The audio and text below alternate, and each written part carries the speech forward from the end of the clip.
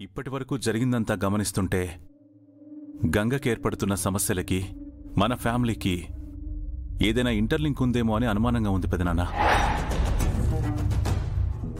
ఎందుకలా అంటున్నావు? ఇప్పటి వరకు జరిగిందంతా ఒకసారి మీరు ఆలోచించండి.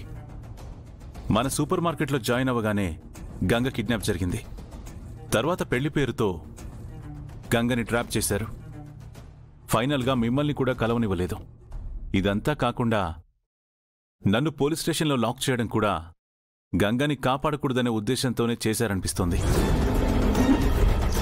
ఏమంటున్నావు రుద్రా? నువ్వు ఆలోచించేది నిజమైతే ఇదంతా చేయాల్సిన అవసరం ఎవరికుంటుంది?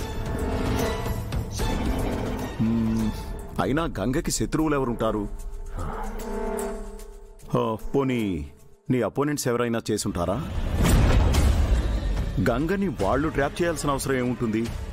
ఎగ్జాక్ట్గా ఇదే రీజన్ అని చెప్పలేనేమో గానీ డెఫినెట్గా అయితే దీనంతటి వెనుక ఎవరో ఒకరున్నారు పెదనాన్న.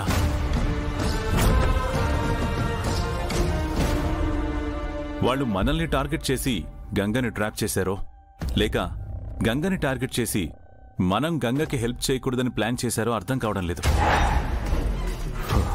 కానీ మనకి గంగకి మధ్య ఎవరో ఉన్నారు.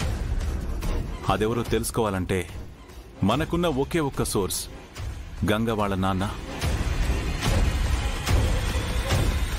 అందుకే వాడిని ఇక్కడ ఉండమన్నాను. వాడి ద్వారానే ఈ కుట్రంతా ఎవరు నడిపించారో తెలుసుకోవాలి. అలా కాకుండా ఆ పైడ్రాజును మనం వదిలేసామనుకోండి, వాడెక్కడికి వెళ్తున్నాడు, ఎవరిని కలుస్తున్నాడు, ఏం చేస్తున్నాడు అనే విషయాలు మనకు తెలియవు.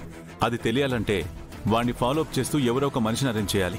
దానికన్నా వాడు ఇక్కడే ఉండడం బెటర్ అని వాడిని ఇక్కడ ఉండమన్నాను. మంచి ఆలోచనే రుద్ర.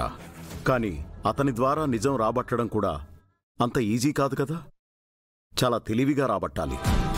అది నేను చూసుకుంటాను పెదనాన్న. మోరోవర్ మన ఇంట్లో కూడా అందరూ అలర్ట్గా ఉండాలి. ఎందుకంటే గంగ కోసం మళ్ళీ అటాక్ జరగచ్చు, లేదా మనలో ఎవరినైనా సరే పావుగా వాడుకొని గంగని ట్రాప్ చేయొచ్చు. సో మన జాగ్రత్తలో మనం ఉండాలి. నువ్వు చెప్పిందంతా వింటుంటే మన కుటుంబం మీద ఏదో కుట్ర జరుగుతోందనిపిస్తోంది రుద్ర. అది కూడా మన గురించి బాగా తెలిసిన వాళ్ళు, లేక మనల్ని రెగ్యులర్గా అబ్జర్వ్ చేస్తున్న వాళ్ళు ఇదంతా చేస్తుండాలి.